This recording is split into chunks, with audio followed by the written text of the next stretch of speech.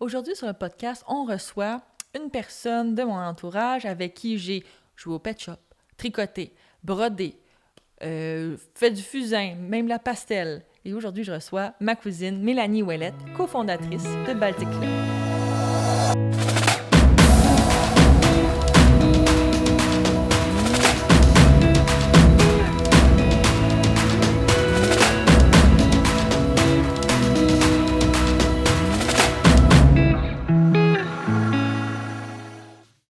Bienvenue sur un nouvel épisode de Very Moi et aujourd'hui, je suis avec Mélanie Ouellette, cofondatrice de Baltic Club et ma cousine. Bienvenue! Salut! Je sais que tu avais hâte. C'est-tu ton premier podcast? Non, j'en ai fait au moins un que je me souviens.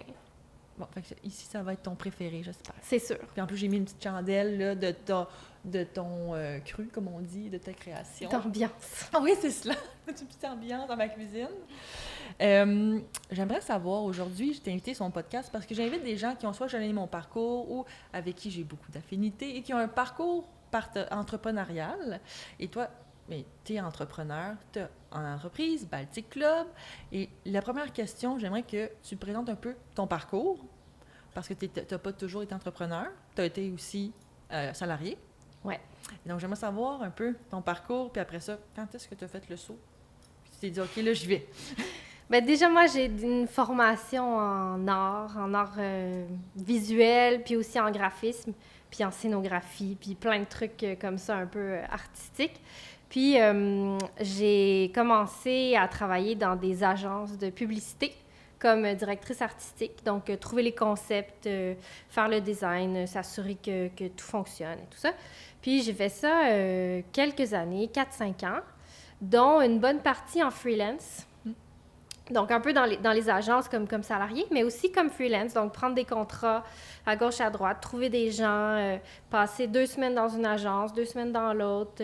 Ça permet d'être super polyvalent. Puis de ça, j'ai commencé, je faisais déjà des illustrations pour des magazines, pour des petits contrats, pour moi aussi, là. J'ai fait des illustrations. Puis un jour, mon associé m'a organisé à mon insu une exposition. C'est Un bien petit fun. truc là, dans un café, là, tu sais, quand tu mets des cadres pour un brunch. Là. Puis ça a resté là pendant 1 mois, puis j'en ai vendu plein, en fait, à des inconnus. Puis... Wow! OK, mais ça, c'était une belle victoire. Ouais! Wow. Ben, déjà, il a fallu que je produise plein de choses pour cette exposition-là. Mais là, ça m'a comme donné un peu le goût de keep it rolling, là, de continuer. Fait que je m'en suis organisée 2-3 autres, puis je me suis inscrite à une espèce de foire d'artistes sur Sainte-Catherine. C'était un flop monumental. J'ai vendu 0. Mais non. Ouais, 0-0. Mais à ce moment-là, j'ai gagné le prix du jury, genre les plus beaux produits, les plus belles illustrations. Je suis triste, mais je gagne le prix du jury. Fait que j'ai comme, OK, comment je pivote un peu de faire des illustrations qui sont juste drôles, juste pour le fun, pour quelque chose d'un petit peu plus commercial, que les gens verraient chez eux, plus que des blagues, parce que je faisais beaucoup des blagues, là, je sais pas. Genre dessiner ma roulotte, puis mettre une blague dessus. Ça s'adressait pas à tout le monde. Donc, comment je pivote ça? Puis là, je me suis mise à faire des cartes géographiques, des affiches, la lune, des animaux, des guirlandes. Puis rapidement, je me suis inscrite à un salon qui se trouvait être le plus gros de Montréal. Là, à ce moment-là, c'était le Souk à la Satte. Oui. Donc, j'ai fait des produits pour ça. Là. J'ai en travaillant fondé... Ouais, OK. pour avoir du revenu, là, mais j'ai fondé Baltic Club à ce moment-là. Le souk a été super bon. T'as vendu des choses? Full, Okay. genre beaucoup. Et il y a plein de boutiques qui ont décidé de prendre mes produits sur une base régulière. Puis là, c'est comme ça que ça a commencé. Fait que ça a commencé par des affiches. Ouais. Puis après ça s'est étendu sur une variété de produits. Ouais. Là, Là, ça fait 11 ans aujourd'hui là, que ça fonctionne. J'ai eu 3 magasins. J'ai un associé, là, donc on a eu 3 magasins, on a eu plein d'employés. On fait aujourd'hui, le plus gros là, de nos ventes, c'est tout ce qui est fragrance. Les chandelles, les diffuseurs à bâton, l'encens, les bruines d'ambiance. Sinon, la papeterie, les agendas, les carnets de notes, les petits calepins, on a des affiches, des cadres, puis plein d'autres trucs un peu pour des peintures à numéros, des trucs pour s'amuser aussi. Là. Ça, tu t'en as donné une à mamie de ça. Ouais. Ouais, mais elle l'a fait quand même, c'est cute, ton oiseau. Là, c'est un oiseau, Ouais, elle l'a fait. Ouais, ben, parlant de mamie, je me disais, est-ce que tu penses qu'on est tous les deux créatives, mais toi, beaucoup plus que moi, là, puis mamie, elle nous a montré l'aquarelle, elle nous a montré à broder, elle nous a montré le tricot, tout, tout ce qui est DIY, je pense qu'elle l'a fait, notre grand-mère. Là. Est-ce que tu penses que tu as un peu de cet ADN-là? Ça t'a-tu marqué et influencé dans ta carrière? C'est clair. Je pense que déjà, ça m'a donné la confiance d'essayer de plein de choses. Parce que, tu sais, j'ai fait aussi des costumes pour le théâtre, des décors. Fait que la couture, je connaissais déjà. Tu sais, elle nous montrait à coudre, là. Fait que c'est sûr que quand je suis arrivée sur des vrais gens pour leur faire des costumes, ben j'étais quand même capable.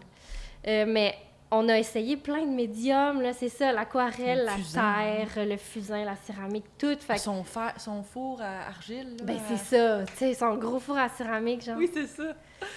Je pense que c'est ça. Je pense que ça m'a donné le courage d'essayer encore plein de choses, puis de aussi pas m'attarder à le premier essai n'est pas bon, c'est pas grave, on recommence, on continue, puis un jour, ça va être ce que je veux. Il y a un bon échantillonnage, je peux me demander que tu arrives à un beau produit.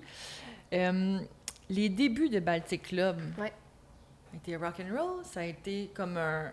Tu t'y attendais pas à un franc succès. Comment ça s'est passé pour toi, le début de ton entreprise? Parce qu'il n'y a pas juste à faire le produit, là. Toi, tu es la matière première, mais tu as aussi les ressources, la comptabilité. Bon, il y a plein de choses à voir, puis on parlera de tes magasins après, mais pour ça, c'est... Comment tu as vécu ça? Moi, j'ai vécu ça très bien parce que c'est ça, j'avais du freelance à côté, fait que j'avais quand même un revenu qui rentrait.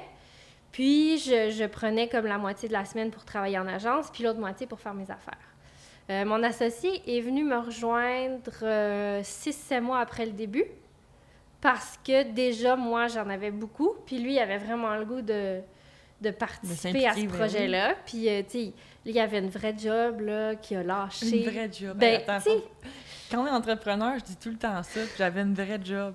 Je suis comme... Puis mon ami est comme, Pascal, qu'est-ce que tu penses que tu fais, là? Ouais, on dit tout le temps ça. Une job de salade. Ouais, c'est ça. Moi, je fais du bricolage. Mais c'est ça que mes parents pensaient. Je faisais du bricolage. Ouais. Fait que lui, c'est ça. Après 6-7 mois, il est venu me rejoindre dans l'entreprise. Puis, tu sais, il dit souvent qu'il était sûr que la première journée, comme, il s'assoirait puis il attendrait que ça passe. Alors que la première journée, il a ouvert son ordi, il y avait déjà comme 12 emails, des boutiques qui voulaient nos produits, West Elm voulait nos produits, tu sais, comme ça a déboulé super vite. Puis lui, il s'est occupé tout de suite du développement d'affaires, tout ce qui est plus comptabilité, gestion. Puis moi, j'ai gardé le côté produit. Puis ben, c'est moi qui faisais la fabrication aussi dans ce temps-là. Puis, Mais comment West Elm nous appelle? Comment c'est quand même... Bien, au début, ils voulaient... ça, c'était comme... Ils voulaient une petite section locale dans leur magasin mais dans l'Ouest. Baltic Club parce que tu étais... Tu sais, maintenant, pour les gens qui nous écoutent, qui disent « OK, wow, ça se peut, ça, de partir quelque chose, ça ne prenne pas 20 ans avant qu'on soit... » Ça se peut tellement. Fait que est-ce que tu penses que c'est les salons que tu as fait? C'est le salon. C'est le souk à la salle, c'est sûr. Parce que c'est une vitrine... C'est vraiment un salon qui est contingenté, donc ils prennent des projets, ils les regardent, puis ils acceptent vraiment pas tout le monde. Ils veulent une certaine esthétique, ce qui fait que quand la cohorte est présentée aux gens, ben c'est un peu un gage de qualité, un gage de... Tous ces artisans-là, ils sont super bons, prenez-les dans vos projets. OK. Fait que c'est vraiment ça qu'il a pu faire voir auprès de grandes entreprises comme West Elm. Ouais. OK. C'est quand même une belle vitrine pour un petit entrepreneur qui débute, là. Ouais. Avec une vraie job. Avec une vraie job. Et puis là, tu disais que tu as un partenaire, un associé. Ouais. Comment vous voyez, tu as une vision de ton entreprise, tu es créative, tu es la matière première, et lui, plus du côté, on va dire, cartésien. Comment on arrime la même vision? C'est à la fois très facile et à la fois super difficile parce que on voit pas la vie de la même façon, mais ça prend déjà de base les mêmes valeurs. Il faut qu'on ait les mêmes valeurs sur les produits, sur la qualité qu'on veut présenter, où on veut aller et tout. Et puis, nous, on fait très souvent des checkpoints. On s'assoit, puis on dit, OK, tu sais, où est-ce que tu veux aller, c'est quoi tes besoins à toi, tes rêves, qu'est-ce que tu as envie. Puis on fait pivoter la compagnie un peu pour suivre ce que nous, on a besoin. Comme objectif, ouais. Mais avec Brice, on s'entend super bien. Fait que de base, on veut beaucoup des mêmes choses. Fait que c'est Avez-vous sûr des que objectifs trimestriels? Avez-vous comme implanté une structure plus, on va dire en guillemets, rigide? on n'est pas capable. On essaie. Genre, on aimerait ça. On a comme une espèce de guide qu'on suit à chaque année pour comme répondre à des questions puis essayer de s'enligner. Mais, tu sais, on se fait des calendriers de sortie de produits et tout, puis c'est tellement dur à suivre. On n'est pas rigide du tout. Ce qui fait peut-être votre succès. C'est peut-être pour ça que vous vous adaptez, c'est modulable, on va dire, au fur et à mesure. Tantôt, tu parlais de tes magasins. J'aimerais savoir, dans ton parcours, où c'est rentré l'idée d'avoir des magasins? Parce qu'après ça, vous les avez fermés pour pas voler le punch. Mais j'aimerais ça que tu nous expliques cette petite aventure-là de dire, OK, on part ça. C'est où que l'idée a germé? C'est un accident. OK! C'est ça, comme ça, les bonnes idées, des fois? C'est un accident.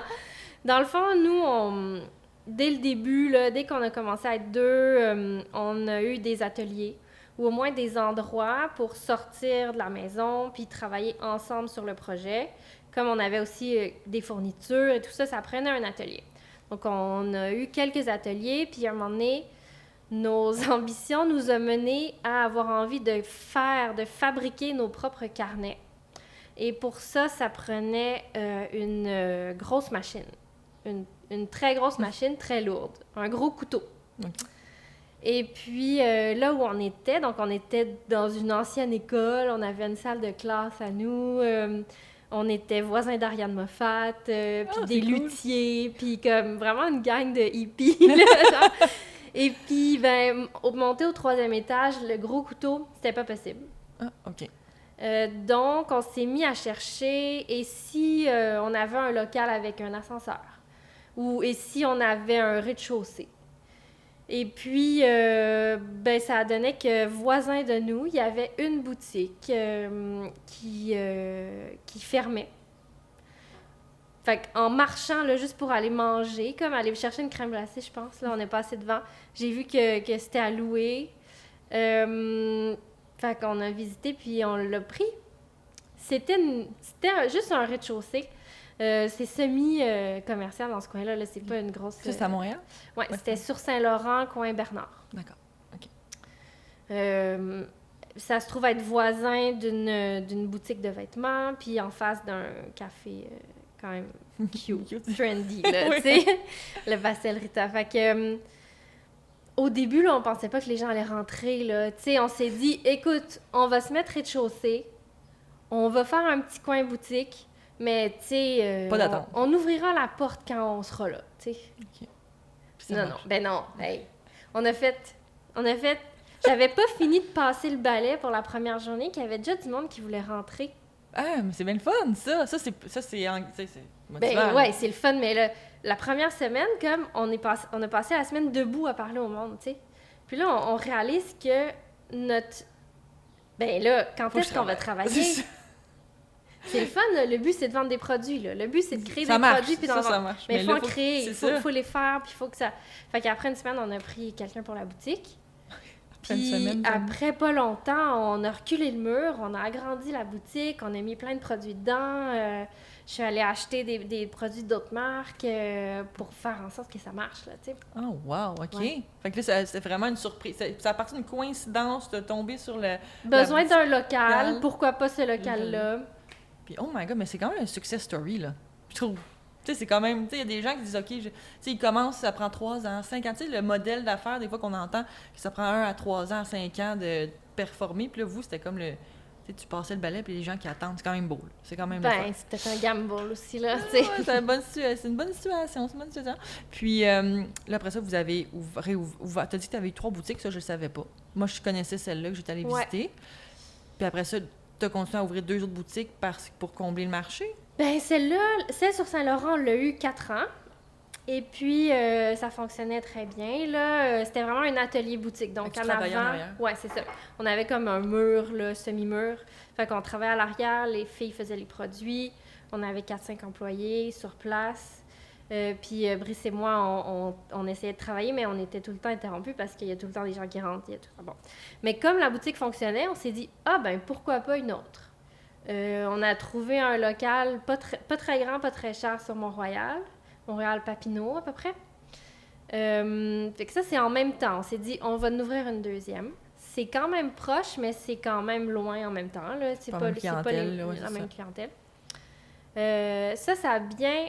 La boutique, en plus, on y a donné beaucoup d'amour. Là, on a fait venir des architectes pour faire un décor custom, des meubles sur mesure. Tout était wavy. C'était super beau. Était rose. J'ai accroché le micro. C'est pas grave. Était rose. Et puis, ce qui était difficile, en fait, c'est qu'à cette boutique-là, il y avait une personne sur place, toute seule en tout temps, alors que toute la gang, on était sur Saint-Laurent. Fait que la personne sur place là-bas, ça va être long, là. Elle n'est pas coachée.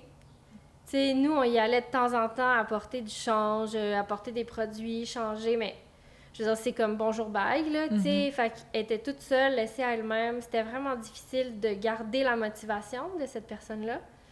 Ils essayaient de faire des rotations entre les différentes vendeuses, mais personne ne voulait aller là-bas parce que c'est très long. Puis tout le fun se passait sur Saint-Laurent. Fait que, au final, on l'a fermé parce que pour réaligner aussi notre direction, vraiment, nous, ce qu'on aimait, c'était de faire les produits. Puis, la troisième boutique, c'était pendant en même temps que Mont-Royal?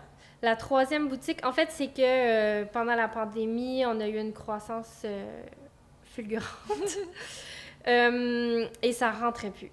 On se rappelle, il fallait être à 2 mètres de distance. Fait que notre petite boutique était beaucoup trop petite. Ça rentrait plus. On avait beaucoup de commandes à envoyer, beaucoup de produits à faire. Puis donc, on a décidé de déménager dans une autre boutique, sur Saint-Laurent aussi, mais au coin de Beaubien. Okay. Un 3000 pieds carrés, où la boutique prenait juste comme un petit truc devant, puis tout le reste, c'était l'atelier.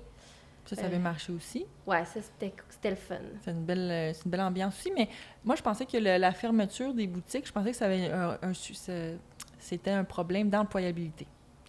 Alors... Parce que des fois, gérer du capital humain, c'est plus difficile, là. On va pas se cacher qu'avoir des employés, c'est pas une question... tu gères des humains, puis tu gères aussi leurs problèmes en même temps. C'est ça. C'est très difficile. Fait que comment tu as géré ça, toi? C'est exactement comme tu dis, là. C'est vraiment plein de choses en même temps qui ont fait qu'on a fait... Non, c'est pas ce qu'on veut dans la vie. Tu sais, on était fin 21, quand plein dans le confinement encore, là. C'était on and off, le confinement, les boutiques fermaient et tout. On avait plein d'employés. On savait... Puis moi, je suis pas une gestionnaire, là. Les gens, je veux dire, toutes ces belles personnes-là, elles ont leurs propres envies, leurs propres chemins à suivre. Elles arrivent avec moi un petit temps, mais je les accompagne comme je peux, mais je ne suis pas là pour... je sais pas, là. Il y avait aussi beaucoup d'anxiété. Okay. Tu sais, on était là... Ben oui, sur les dents, là, durant on était COVID, les gens dormaient pas, là, tu voyais personne, tu vois, tu sais, le couvre-feu aussi. Ouais. On a enregistré durant la première saison, nous, avec un couvre-feu, là, c'était genre un marathon chaque jour, là, genre... Mais c'est vrai qu'il y avait encore le couvre-feu. Il y a un soir... vers 9h, genre, il y a un de mes employés qui m'appelle, il me dit « Je pense que j'ai pas fermé la machine qui chauffe. » Oh non. Puis là, il y a le couvre-feu, il est 9h, je suis comme « OK. » Je vais y aller. Je prends mon chien, parce que... Ah oui, t'avais le droit de marcher. Parce que oui, j'avais le droit. Oh, wise! Je prends mon chien, mais tu sais, là, je traverse les quartiers, t'es pas supposé, tu sais. Ah, mon Dieu! Mais là, tu sais, non, mais je paniquais pour rien, là. Tu sais, dans ce temps-là, on paniquait. C'est moi le boss, tu sais, j'ai bien le droit de... Mais oui. Mais question aussi de feu, là, je veux dire, si... Fait que j'étais allée éteindre la machine, tu sais, qui était... Ah, elle était ouverte. Ouais, elle était ouverte. Oh, mon Dieu, OK. Je sais pas si ça aurait... Bon, en tout cas. Mais... T'es allée, consciente. Fait que, tu sais, toutes ces choses-là où... tu sais, c'est pas de leur faute, mais il y a des employés qui accrochaient, genre, elle accroche une tablette, puis là, ben, il y a 600$ de chandelle qui tombe à terre, puis c'est brisé, puis... OK, ouais, il y a beaucoup de... Puis le stress, puis... Et tout ça a fait que, bon, en même temps, on suivait aussi, Brice et moi, un parcours d'entrepreneuriat qui nous accompagnait dans ces défis-là avec des coachs, des gens de psy d'entreprise, des mentors et tout ça. Puis on s'est réalignés, puis on a dit, bon, nous, ce qu'on veut, c'est designer des produits, puis vendre à plein de boutiques. Comment on fait ça? Ben, et comment on fait ça avec les gens? Ça nous crée, nous, beaucoup trop d'anxiété, là, tu sais. C'est un autre modèle d'affaires complètement, ça veut dire. Qu'on parlait de... On est sur pignon sur rue à on va être juste en ligne, presque, ou avec du B2B, là? Oui, c'est ça. OK. Puis comment on gère l'anxiété comme entrepreneur? À part les médicaments. Non, c'est vrai, c'est vrai. On court. Fait du sport. Bien d'accord. La zoothérapie. Ah oui, avec Billy. Ouais. Ben dans ce temps-là, c'était Lola. C'était mon autre chien. Ouais, c'est ça. Les animaux, le sport, mais aussi beaucoup se parler. La communication. Ben c'est surtout quand t'es deux, là, t'es là pour partager... Plus facile à deux, je trouve. C'est ça. Mais ça peut aussi... Ça peut escalader vite, parce que si les deux ont une tendance anxieuse, mais souvent... Je pense qu'il y a comme un équilibre qui s'installe, entre guillemets, là, où quand un est anxieux, l'autre prend le relais, puis comme on a déjà parlé. Ça s'alterne quand même. Ça, puis dans le... Parce que Baltic Club, c'est comme tu le dis, de la papeterie, c'est des chandelles, c'est vraiment très chouette. Puis ça comble aussi, je pense, une niche qui est vraiment plus exposée maintenant. Tu sais, avant, on n'achetait pas ça des petits... des diffuseurs. Tu sais, je pense que c'est très trendy en ce moment. Mais... Cette portion-là, trendy, je la comprends, puis je pense qu'elle est là pour rester, puis c'est des super produits nichés. Mais pour ce qui est de la papeterie en soi, puis ça, je suis sûre que la question t'est souvent posée, l'agenda papier, je pense qu'il faut que tu aies un amour pour le papier.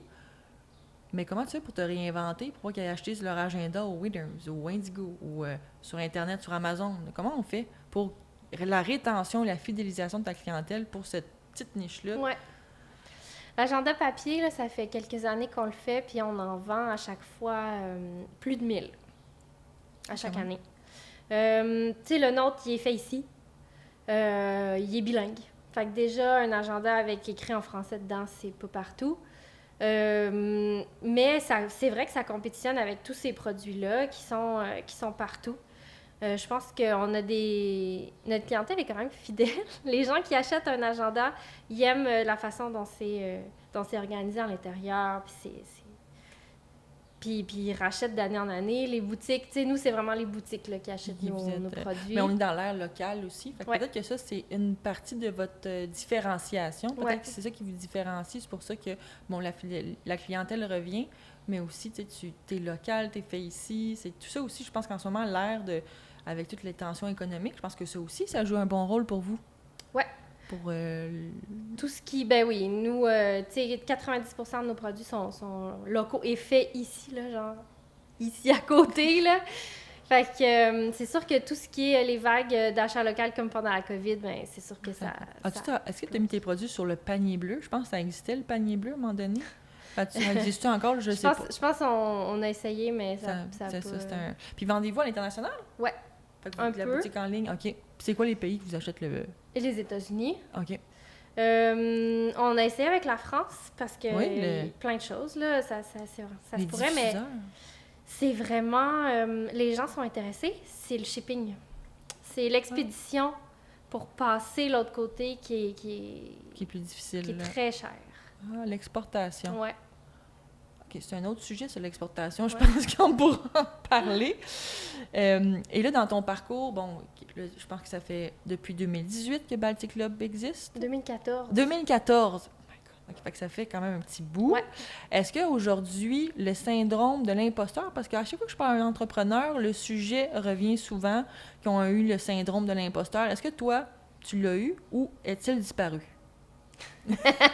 Ben oui, je l'ai eu. Genre, surtout en tant que, je veux dire, créative, là, à chaque fois que je fais un nouveau produit, je me demande si je suis out ou si les gens vont l'aimer ou si ça va encore marcher, là, tu sais, puis faut rester, il y a plein d'entreprises qui ferment tout le temps, là, tu sais, même des grosses, fait qu'il faut vraiment rester, tu sais, à l'écoute de ce que les gens ont besoin. Mais nous... On a vraiment adopté le fake it till you make it, là. C'est une bonne méthode. C'est une bonne Tu méthode. sais, être dans un salon, puis là, il y a Indigo qui nous approche, puis qui nous demande c'est quoi votre capacité? On est capable. Je dis 50 000. OK! Je peux t'en livrer 50 000. Tu sais? C'est bon. Je sais pas comment je vais faire. Mais je vais le faire. On va figure it out. Ben là, oui. Puis ça aura le délai que ça prend. Puis, tu sais, fait qu'ils en ont pas acheté 50 000. Mais, quoi que c'est déjà arrivé après, plus tard, là, mais... C'est un Fait bon que test. C'était un peu, tu sais, c'était un peu d'essayer de se croire. Puis les gens, ils embarquent après, là. Fait que c'est le... C'est aussi l'univers, aussi, un peu de... là, faut que tu te vendes toi. Tu sais, c'est Baltic là, mais c'est aussi toi. Je pense que c'est les relations business to business. Comment tu gères ça? Genre, moi, perso. Ouais? Quand tu rencontres Indigo? Alors, moi, ben, c'est Brice, là, qui... Ok. non, mais... c'est sûr que c'est plus Brice qui est développement d'affaires, puis qui parle aux clients, puis il est super bon pour parler. Après, moi, je suis dans les meetings aussi. Tu sais, avant, en agence de publicité, je faisais beaucoup des pitchs et tout, donc je suis capable quand même de prendre ma timidité, puis de faire semblant que ça va, puis qu'on est dans un meeting d'affaires, puis je sais ce que Baltic peut faire, puis en meeting, je suis capable de vendre... T'es capable de livrer. Je pense pas que c'est Ouais. faire semblant. Je pense que t'es capable de livrer. Puis en plus, c'est ton produit. Fait que C'est ça ça. aussi, tu le crées. Fait que je pense que aussi la ressource est là. Alors ça se voit, je pense, dans un meeting. Savoir de quoi on parle, avoir toutes les connaissances techniques, puis être capable d'intervenir au bon moment. Puis, tu sais, aussi, pour les gros meetings, on a des vendeurs, là, on a des représentants qui s'occupent de vendre comme tel les produits. Là. Quand même. Fait que vous êtes une équipe de combien chez Baltic là? Bien, officiellement, on est deux associés. On a Camille qui vient de se joindre à nous pour gérer un peu toutes tâches connexes. Super bonne. Puis on a 4, 5, 6 représentants. Je dis 4, 5, 6 parce qu'il y en a 4 officiels puis 2 autres... À temps partiel? Ouais, un peu. Puis ça, c'est des représentants qui, eux, vendent à d'autres boutiques puis ils reçoivent une cote, une commission sur chaque vente. C'est une belle petite gang. Ouais. Ah, ok. C'est le Puis, ben, tout le monde, les gens de l'entrepôt, là. fun. Qui, Quand même c'est des aussi. sous-traitants, mais tu sais, Ils font partie de l'équipe. Ouais, il y en a quand même comme une dizaine là-bas à l'entrepôt qui emballent les commandes chaque jour puis qui expédient tout ça à tout le monde. Mais c'est quand même 20 commandes par jour, je trouve ça quand même extra bon. Parce qu'il faut quand même tu reach out à 20 personnes. 20 personnes par jour, je trouve ça pour une entreprise locale. Ben, il y a des jours à moins que 20, là. Non, je sais bien, mais quand même, si tu fais une Puis moyenne. ça dépend. Tu sais, il y a des À commandes Noël, à 20 ouais, piastres, puis il y a des commandes à commandes, 2000 piastres. C'est là. ça. Fait que ça, c'est quand même gratifiant. Ouais. Et moi, dans le cadre de mon travail, je travaille beaucoup avec le numérique, puis on s'en parle souvent. Et moi, j'aimerais savoir, le numérique dans ta vie, quelle partie ça prend? Tout. Puis c'est quoi la relation que tu as avec le numérique? Déjà, mettons, toutes mes illustrations sont faites sur l'ordi. C'est pas du crayon papier. Oui, je vais sketcher des trucs, là, mais toutes les illustrations, tous les designs, c'est fait à l'ordi. J'ai une tablette graphique. Puis après, bon, j'ai quand même été très tôt là, dans le domaine de la publicité web, les sites web et tout ça. Fait que ça c'est moi qui s'occupe de ça, faire les sites, s'assurer que tout fonctionne. Nos outils aussi, tu sais, je sais qu'on vend des agents de papier, mais comme... T'as besoin d'outils quand Ben même. ouais, on a un Google calendrier, là, avec, tu sais, pour être sûr qu'on ne book pas des meetings pendant que l'autre fait quelque chose. Puis est-ce que l'intelligence artificielle va changer quelque chose dans le cadre de ton travail? Plein. Positivement et peut-être négativement, mais surtout positif, je pense. Moi, je l'utilise tous les jours. Qu'est-ce que tu utilises comme logiciel? J'utilise Chat, Mhm. Midjourney, puis, ouais, pour l'instant, c'est ça, pas mal. C'est très beau. Il y a Runway aussi qui est bon pour les illustrations. Fait que ça aussi, ça Ouais. serait un bon logiciel. C'est plus des images, par exemple. C'est moins de la... Je fais pas mes illustrations avec l'intelligence artificielle, mais je m'en sers pour brainstormer. Oh, ça, c'est un bon... oui, c'est un bon point que Ouais. tu apportes là. Tout est fait par l'intelligence. Non, c'est ça. Mais je m'en sers. Je m'en sers pour brainstormer. Je peux prendre un sketch que j'ai fait, puis lui demander de me montrer... Comment l'améliorer? ouais, ou par exemple, j'ai en tête un produit, une idée de produit, puis J'y explique tout comment je vois ça, puis je lui demande fais-moi le packaging, puis comme ça, quand je parle à mon fournisseur de boîte, par exemple, ben il y a déjà une maquette Il peut voir en toute plus faite. visuellement. Ben Ouais, oui, c'est ça. fait que je pense que c'est bien d'embrasser le changement comme ça, puis d'essayer de ne pas craindre l'intelligence artificielle. Ouais. D'ailleurs, on en parle dans un autre épisode de l'intelligence artificielle, où il y a soit la façon de la craindre ou la façon plutôt de l'adopter. Ah ben je non, pense qu'il faut poursuivre le changement, tu n'as pas le choix. Puis ce qui m'amène à mon autre question, ta relation avec les réseaux sociaux. Parce que tu n'as pas le choix dans le milieu où tu vends en ligne. Il Ouais. faut que tu te fasses voir. Comment tu deals avec tout ça? Oh, on n'est pas très bon. Non, ils sont super bons vos vidéos. Alors, au début, c'était moi qui avais l'intégralité des réseaux sociaux de Baltic à faire. Puis après un bout de temps, ça a comme été lourd. Fait que je l'ai passé à Brice. Même chose, lui, il l'a fait pendant un bout de temps, il me l'a repassé. C'est une patate chaude qu'on se passe. Une patate chaude. Mais vos reels, vous irez les voir, sont très bons. Il y a de l'information. Moi, c'est ce que j'aime. Je pense qu'il y a un côté informatif que vous allez chercher. Aujourd'hui, on essaie de mettre... parce qu'on pourrait être... on n'a pas beaucoup de commandes en B2C, donc au client direct. On est beaucoup plus populaire au niveau des boutiques. Donc, on aimerait ça aller chercher un peu plus de gens, surtout depuis qu'on n'a plus les boutiques. Donc, tout ce qui est Instagram, c'est super important. Puis, on met un peu plus d'efforts en ce moment à essayer de faire des vidéos, montrer ce qu'on fait. Surtout, c'est parce qu'on les fait. Vous êtes sur place. Les produits, la chandelle, c'est probablement moi qui l'ai coulée.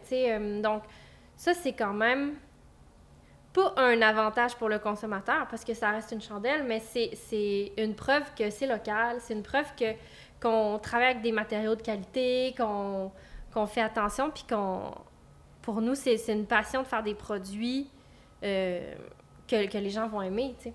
Oui, puis en plus, vous le faites très professionnellement parce que des gens, des fois, qui se lancent en faisant des reels, mais là, vous avez vraiment, je pense, un beau calendrier de contenu. Puis vous faites pas juste montrer les produits à vendre, vous montrez comment ils sont faits, d'où ça part, l'idée, tout ça. Fait que je trouve que toute l'information qui est dédiée, en tout cas aux réseaux sociaux, sur Instagram pour l'instant, est très pertinente. Alors j'attends votre compte TikTok. Ah, il y en a un. Ah, je l'ai pas vu. Non, c'est ça. Puis Amouraine. Amouraine sur TikTok. Mais il y en a un, puis c'est ça. Je pense que les Reels sont postés là aussi. OK.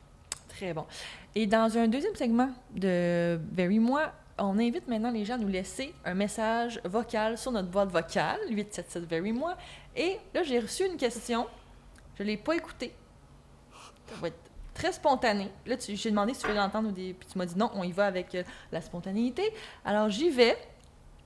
On va le découvrir ensemble. C'est pas... Je vais mettre du son. Hey, salut. J'ai une question pour le commerce en ligne. En fait, ce que je trouve fascinant avec la vente en ligne, c'est qu'on peut rejoindre des gens partout dans le monde. Mais tu sais, je me demande toujours comment on pense une stratégie pour parler à un public aussi large, tout en réussissant à garder une marque qui reste authentique et alignée. J'aimerais tout savoir ce que vous en pensez. Merci. Bonne question. Ouais. Comment tu restes aligné pour aller viser plein de marchés en gardant ta nature? C'est super dur. C'est super dur parce que déjà, nous, tout ce qui est B2C, là, c'est vraiment Montréal. C'est du monde du Québec, là. Québec, Montréal et plus, là. Ouais, qui nous ont vus, qui nous connaissent, Puis pendant un bout de temps, on a eu un représentant du Canada anglo, puis lui, il était comme « Ah, ben vos réseaux sociaux, faudrait pas qu'ils soient en français. Faudrait qu'ils soient bilingues anglais en premier, tu sais. » Ah! Ouais. OK. Fait que là, on était comme « OK, on va l'essayer, tu sais. Pourquoi pas... C'est sûr que c'est un peu touché ce que tu dis là, parce que anglais-français, c'est un peu touché. Mais je vais l'essayer. » Fait qu'on s'est mis à tout faire anglais en premier. D'ailleurs, les produits sont anglais en premier parce qu'on essaie de... Mélange le marché. Ben, parce que le Canada, c'est gros. Mais oui. Mais je pense que ça nous rattrape, là. Tu sais, oui, on a des ventes partout au Canada. Non, ben, c'est ça. On a des ventes partout au Canada, tu sais, puis aux États-Unis, plein quand même, mais on n'essaie plus de parler spécifiquement à un segment de marché. Ouais, je pense pas qu'on est très bon pour faire ça. Comment les gens peuvent faire. Je pense que c'est déjà de s'intéresser aux autres puis d'aller les voir. Puis, tu sais, on a fait plusieurs foires à New York et tout, mais c'est une autre façon de parler, c'est une autre façon de vendre aussi. C'est pas la même vibe. Tu sais, quand tu as fait le salon à New York, ça m'avait l'air stressant, mais je pense que vous est arrivé quelques petites mésaventures, là. Vous avez pas pris l'avion, vous êtes parti en auto, j'avais tout le stock Il y a dans... toujours plein d'affaires. On est allé 5-6 fois là, à New York, puis il y a toujours plein d'affaires. Il y a toujours... soit que l'auto est plein, on a oublié le formulaire de douane, l'avion a été annulé, on s'est fait arrêter aux douanes, ils ont fouillé l'auto, parce qu'on amène beaucoup de choses, Ben oui. là, tu sais. Puis ça se passe comment sur place, là, une foire versus la foire à New York versus la foire au Canada? C'est quoi les...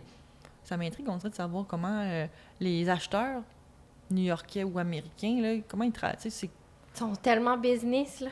Ah ouais. Déjà, comme ils savent, ils veulent pas nécessairement une relation d'amitié avec toi, là. Ils veulent de la business, combien ça coûte, comment t'es.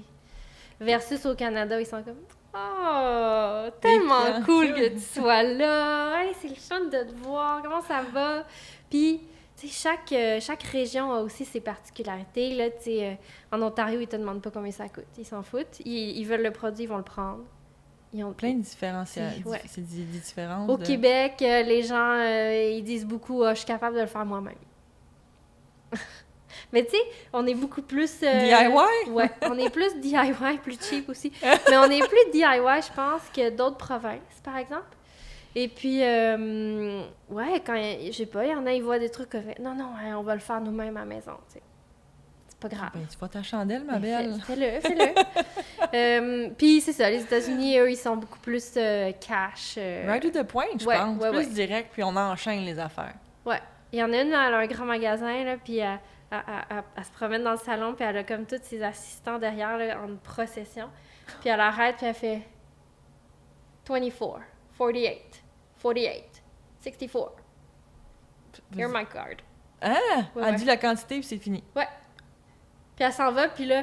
La première fois, tu as dit, c'est quoi tous ces chiffres-là? Ouais. Qu'est-ce qui se passe? Genre, ça, j'en veux 24, ça, j'en veux 64. Puis là, elle te donne sa carte, puis là, elle s'en va, puis là, il y a une assistante qui reste avec toi pour comme te donner l'adresse. Ah, mais c'est quand même le fun. Ça, c'est rapide. Une belle vente, ça. Merci, bonsoir. On enchaîne. Mais elle sait ce qu'elle veut, puis elle veut pas savoir... l'historique, là. Il y a aussi les couleurs, tu sais. Selon les régions, ils aiment pas les mêmes patterns ou les mêmes couleurs. Ah ouais, mais là, ici, je trouve... Moi, là, je sais que je suis habillée en beige, ça n'a pas rapport. Mais j'aime pas tant le beige.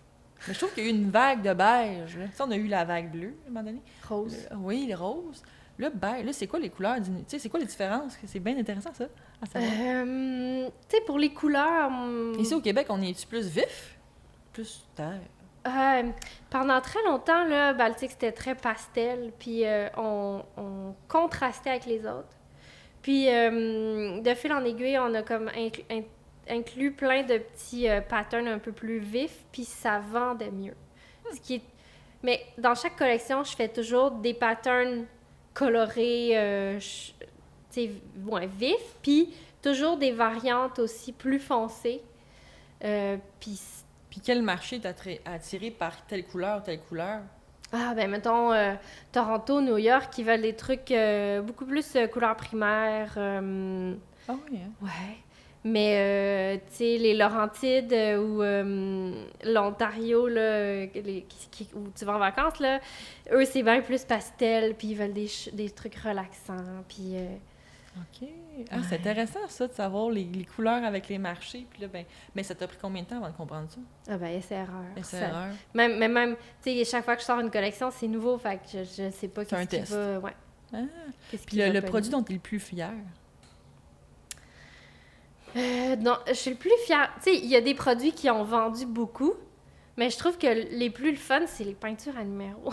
C'est cute. Je pense pas qu'on va les garder très longtemps encore, là, parce que... Mais c'est encore dans l'air du temps, là. Ouais. J'en vois beaucoup de peintures à numéros, puis ça occupe. C'est bien, ça. Écoute, quand je reçois les parce que ceux-là, on les fabrique pas, là, mais quand je reçois les samples, là, puis que je dois faire le test, parce que je le fais parce qu'on prend des photos après et tout, fait que c'est moi qui le peinture, puis j'aime tellement ça, là. Fait que, tu sais, ça, je trouve ça spécial. Je trouve que c'est pas n'importe qui, monsieur, madame, tout le monde peut pas se faire une peinture à numéro ou s'imprimer une carte ou s'imprimer une affiche. Ça demande un peu plus de recherche, d'expertise. Et tout, le prochain projet trendy que tu aurais, comment tu fais ta recherche pour trouver le prochain produit, disons? T'es comme, OK, là, la peinture à numéro, c'était bon. Là, c'est what's next? Bien, c'est super dur. On on regarde déjà les questions qu'on a. Tu sais, parfois, il y a des gens qui disent « Ah, ben savez-vous ça? Donc ça, déjà, ça nous lance sur des pistes.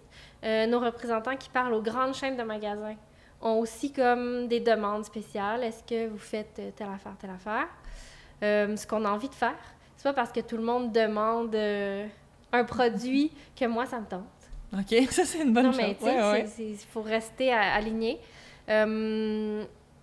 Et puis, il y a ce qui est possible aussi, tu sais, parce que ben, on a un nombre limité d'argent pour faire tout ça. Fait que même si faire un frigo, ça serait bien le fun, ben, il va falloir en faire une certaine quantité. Ça coûte tant. Est-ce que les gens vont vouloir payer? Il faut que ça s'inscrive dans la marque, dans les gens qui achètent déjà. Tu sais, on a souvent pensé, est-ce qu'on ferait pas des choses pour animaux? Oui, j'adorerais ça. Je pense qu'il faut en fabriquer trop pour notre budget. Je pense qu'il y a des marques vraiment peu chères avec des beaux produits en ce moment, puis on peut pas les concurrencer. Je pense qu'il y a aussi une question de... Ce que j'entends aussi un peu, c'est question de durabilité et d'éthique. Ouais. Parce que rajouter un nouveau produit sur le marché, c'est aussi une autre consommation. Donc, tu as fait ce travail-là de dire, OK, qu'est-ce qu'il y a sur le marché? Puis est-ce que je suis capable de compétitionner? Mais en même temps, rajouter un nouveau produit, il faut qu'il fonctionne. C'est un autre produit à consommer. Bien, puis c'est ça. Puis quand tu fais des produits, puis ça se vend pas, qu'est-ce que t'en fais, tu sais? Oui.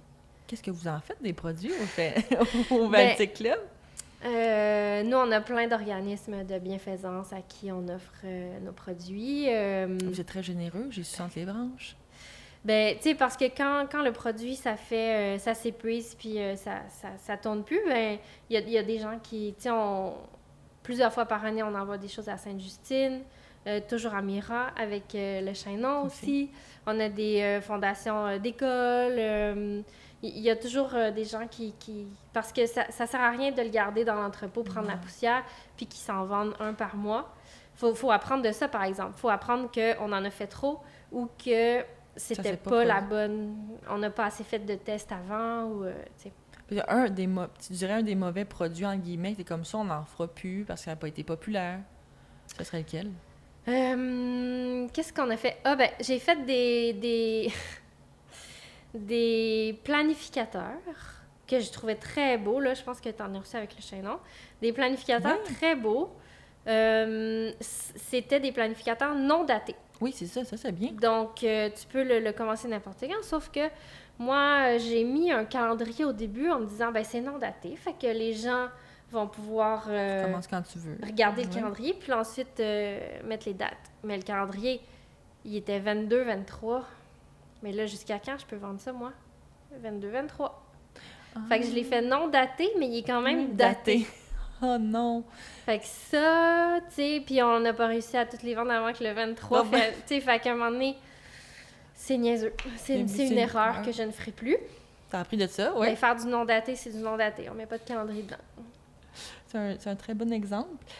Puis parmi les fragrances que vous vendez, là d'ailleurs, ça sent très bon en ce moment. Y a-t-il une odeur en particulier qui te rend, qui vient te chercher, là? Une odeur chez Baltic Club parce que est-ce que vous les changez à chaque saison? Non, les chandelles, les odeurs, là, on a une trentaine. Puis ça reste. On continue de les faire tout le temps. Puis on en ajoute 3-4 par année. Fait que t'as une odeur chouchou parmi les odeurs qui restent? Écoute, il y en a... Moi, j'en aime plein. Il y en a que j'aime pas, là. Il y en a que... Ben, pas que j'aime pas. Je les aime toutes. Mais il y en a que je suis moins... Ben, citrouille, là. Ah, c'est pas ta préférée? Citrouille, c'est pas pour moi que je la fais. Okay. C'est pour les gens qui veulent de la citrouille. Ah, mais c'est bien ça. Fait que tu penses à tous tes clients. Les odeurs que j'aime, ben la figue cyprès, moi, je l'aime beaucoup. Et c'est aussi notre plus populaire. Là. Elle vend 2 fois plus que toutes les autres. Okay. Dans les nouvelles, là, la fleur de saule est vraiment comme super le fun. C'est celle que j'ai chez nous. Elles sont toutes bonnes pour différents moments. Tu sais, cardamome, on en a fait hier. Je suis comme, ah oui, c'est vrai, je l'aime full. La boîte santal dorée, c'était comme... c'est une odeur que j'avais sentie dans ma vie à quelques reprises, puis j'étais comme, oh, j'adore cette odeur. Et j'arrivais pas à mettre le doigt dessus, puis à un moment donné, chez notre fournisseur de fragrances. Je suis comme, ça sent un petit peu pareil. Fait que J'y tu l'as vais, puis là, trouvé. elle est au top de nos ventes. Là. Avec un coup de cœur. Ouais. Mais moi, la chandelle, le Baltic Club, qui me rappelle le plus, en tout cas un souvenir, je pense, c'est celle du sapin. Je me rappelle pas du nom, là. Ça sent un peu l'épinette, là. Ouais. Puis moi, ça me rappelle le sapin chez mamie, le vrai sapin à Noël. Tu sais, j'ai pas eu personne dans ma vie qui a eu des vrais sapins dans leur maison, mais mamie, son sapin puis ces odeurs-là, c'est connecté. Genre, ouais. Puis ça sentait, là... Fait que je me suis dit, ça vient-tu de là? Tu sais, des fois, quand je vois tes produits, je repense à des souvenirs, je repense... Parce qu'on a joué beaucoup au pet shop, puis quand je vois les petits animaux que tu crées, ou le petit phoque, là, tu sais, t'as une illustration avec le petit phoque qui est vraiment chouette, ça me fait tout le temps penser à ça. Fait que je suis comme... On a des souvenirs, je pense que c'est quelque chose qui t'a marqué dans ton enfance, on dirait que ça revient. Ben, c'est clair. Puis il faut aller chercher aussi, qu'il faut connecter. Si ça connecte avec quelque chose de moi, ça peut connecter avec... pour les gens aussi. Tu sais, par exemple, on a une chandelle avec une autre compagnie, mais elle est au bois de santal aussi, puis la fille la sent dans une foire, puis elle dit « ça sent mon grand-père ». C'était son parfum un peu. Puis elle l'a acheté, tu sais. Ou ça sent... On avait une carte avec un... On l'a encore. Une carte avec un golden, puis les gens... Ils sont comme « Ah, mon amie, elle vient de perdre son chien. » Tu sais, fait qu'ils achètent la carte, tu sais.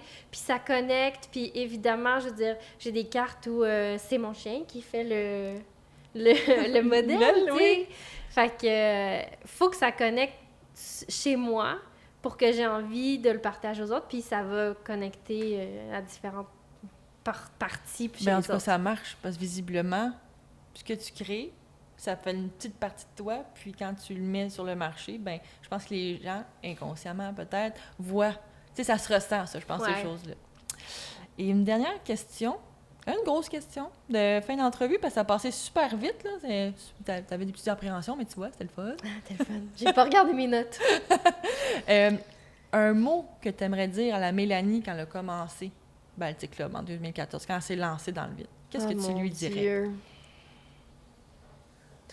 Ben déjà, c'est pas grave de pas tout savoir, parce que tout s'apprend. Tu sais, t'apprends pas à l'école comment faire des cahiers, t'apprends pas comment... Je veux dire, les gens, ils t'apprennent pas comment faire une entreprise, mais tout s'apprend. N'importe qui ici peut démarrer son entreprise, tout s'apprend. En plus, il y a tellement de livres, de vidéos, de formations. De contenu pour créer des affaires, tu sais, de savoir, apprendre. Tu sais, faut pas être si spécial que ça, faut être persévérant. C'est ça que ça prend pour faire une entreprise. Il faut avoir des bonnes idées, puis, tu sais, être capable de gérer, puis d'avoir une vision, mais il faut surtout être persévérant, puis apprendre de ses erreurs. Puis Mélanie qui a commencé, tu sais, la première année, là, on s'était donné on avait écrit sur le tableau de l'atelier, ce serait quoi la chose la plus folle qui pourrait nous arriver cette année? Oh, c'est bon. Ouais. Puis... moi, j'avais dit rencontrer tel entrepreneur qui habite à New York, ça serait fou raide. Puis Brice avait dit envoyer une boîte de produits aux États-Unis. Puis là, j'étais comme « Hey, non, là, t'exagères. » Puis là, on avait négocié sur la grosseur de la boîte. Genre, j'étais comme « Non, mais une petite boîte, là. » Non, mais comme une boîte... quelle grosseur de boîte, tu sais. Puis les deux sont arrivés, tu sais, parce que mais ça paraît fou aujourd'hui, mais tu sais, envoyer une boîte de produits aux États-Unis, tu sais, aujourd'hui, c'est plus rien, mais à ce moment-là, c'était impossible. Puis, tu sais, rencontrer cet entrepreneur que je connais pas, d'Instagram, puis de... Mais là, on veut savoir c'est qui, Mélanie, tu peux pas nous dire. Ben, c'est Tina Roth, qui a créé Creative Morning, qui a créé Tatli, qui est comme... elle est vraiment cool, là. C'est une madame, une entrepreneur, là, qui a fait plein d'affaires. Puis tu sais, j'étais comme, hey, elle est tellement cool, ça serait le fun de la rencontrer. Puis finalement, elle était à notre salon à New York, puis je suis allée dire bonjour, tu sais. Fait que tout ça, faut juste mettre en place les choses pour que ça arrive, tu sais. Puis te visualiser, ça, j'y crois aussi. Puis ton petit board, là, la visualisation, ça aussi, ça a fonctionné. Eh bien, merci d'être passé sur notre podcast. Et puis, j'ai hâte de voir... En fait, j'ai hâte de te montrer mes verres avec mes stickers. Là, je vais te montrer. Peut-être une future collaboration. J'ai hâte de te présenter ça. Merci, Mélanie, d'être passée sur mon podcast. Merci!